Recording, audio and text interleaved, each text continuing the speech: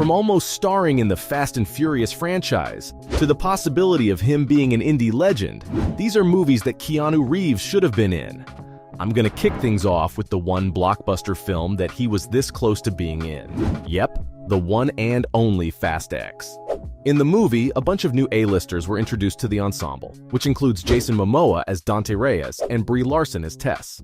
Alan Ritchson also joined the team to play Mr. Nobody's successor Ames, which is the character you should be paying attention to, because the new leader of the agency was almost going to be played by Reeves. When working on Ordinary Angels up in Winnipeg, Ritchson got a call from his agent saying that things had shifted in the plans with Keanu, so he assumed that he was fighting for the role in the 10th Fast and Furious film with John Wick himself. Not being an A-lister, this was huge for the Reacher actor, and the only thing he had to say was that this was all good timing and pure luck. But if you put the scheduling conflicts aside, then you've got to wonder, why was Ritchson, of all people, a second option? It's the abs, isn't it? Yeah, definitely the abs. Keanu has been eyed for a shadow-type antagonist in the saga where his voice is heard but never revealed, so that the writers could set up a big bad for Don and his family to take on. Hobbs and Shaw director David Leitch told The Hollywood Reporter that there had been conversations with the actor to get involved, but they wanted to make sure that the role would be a prominent one, and not just a cameo or a stunt cast.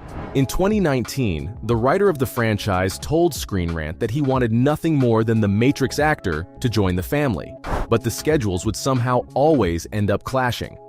Don't lose hope, though. After Fast X, there's 2 more movies in the pipeline, so who knows if he pops up in those.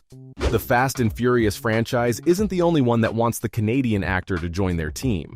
Kevin Feige's MCU has been eyeing Reeves for as long as anyone can remember.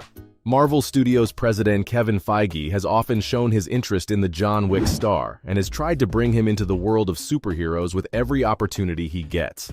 Chloe Zhao's Eternals was about to have Keanu in the cast, but no one knows what role it would have played. The cinematic universe is expanding farther than anyone can predict, and when Disney bought Fox back in 2019, new characters like members of the X-Men and the Fantastic Four opened many more portals for him to walk into.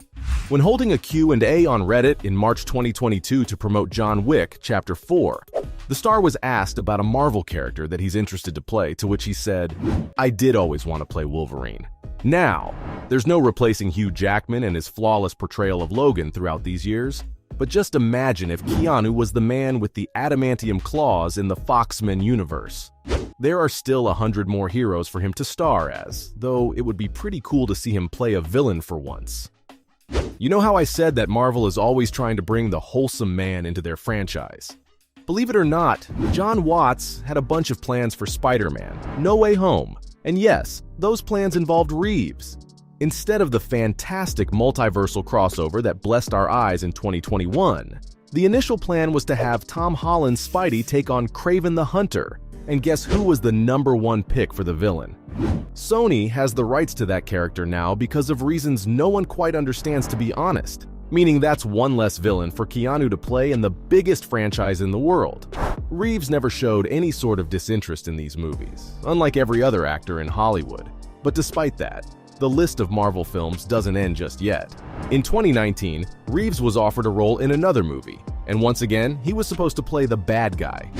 In Captain Marvel, Jan-Rog served the Supreme Intelligence. He was also a mentor to Carol Danvers, but turned out to be an antagonist and ended up becoming her arch-nemesis. Jude Law was the one who filled in those leathery shoes of the character, and he's likely to return in one of the future projects the franchise has in store for us, which is probably The Marvels, set to release on the 10th of November 2023.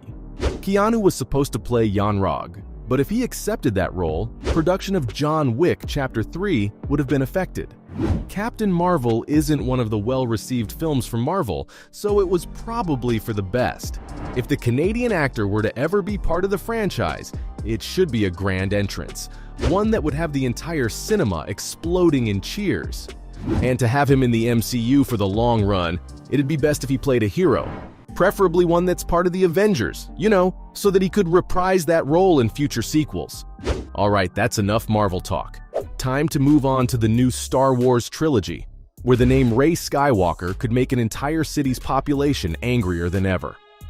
Don't worry, I'm not going to convince you guys that Keanu should have been the lead Jedi instead of Daisy Ridley, because I'm going to talk about how he would have been an excellent Kylo Ren instead. Now, I know it's hard to imagine anyone but Adam Driver playing the commander of the First Order, but bear with me for a second. Sure, there's like a 20-year gap between the actors, but Han Solo actor Harrison Ford is 80, and the age difference between him and Reeves is enough to play father and son. And let's not pretend that Keanu and Adam look related. I mean, just look at them. Plus, wouldn't it have been better if an older person was Kylo with more experience? I won't be getting into details of this particular franchise because the fans start more wars than the actual ones in the stars. Mega franchises aside, there are some unexpectedly good fits for the 58-year-old that don't include green screens and vibrant costumes. Edgar Wright's Baby Driver could have been slightly better with a cast change or two, and don't get me wrong, this movie was amazing. But for the sake of the man who invented the word breathtaking, he would have made a pretty good buddy. No, I don't mean a good friend, even though that's 100% true because this man is the ideal best friend. But Buddy is the antagonist played by John Hamm in the crime drama with a twist of, well, Edgar Wright. The third act where Baby and Buddy faced off, and yes, I know this movie seriously needed better character names, but anyway, the neon lighting, the edge-of-your-seat action, was something you'd see in a John Wick movie. Who would have been a better pick than the man himself? It would have also been a great opportunity for the Matrix star to show off his sense of humor, because since this was a film from the guy that gave you Scott Pilgrim vs. the World and the Cornetto trilogy, comedy is a must. Speaking of, don't you think Reeves should have given action movies a break and focused on lighthearted projects instead? How about a rom-com?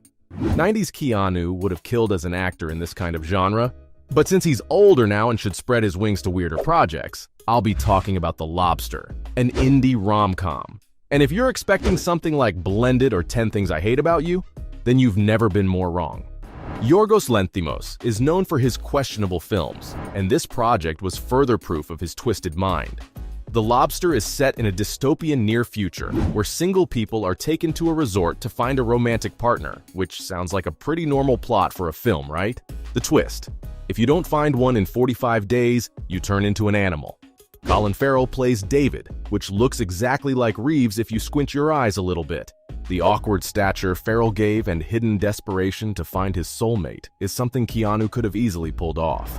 Say Colin wasn't in this film and it was Reeves instead. What would have happened next? Well, A24 is now the #1 studio that's giving instant classics. And starring in one of their films back in 2015 would have gotten the Canadian actor more fame than he has now. I didn't even know that was a possibility. So, from the possibility of him being an indie legend to almost starring in the Fast and Furious franchise, these were all the movies that Keanu Reeves should have been in.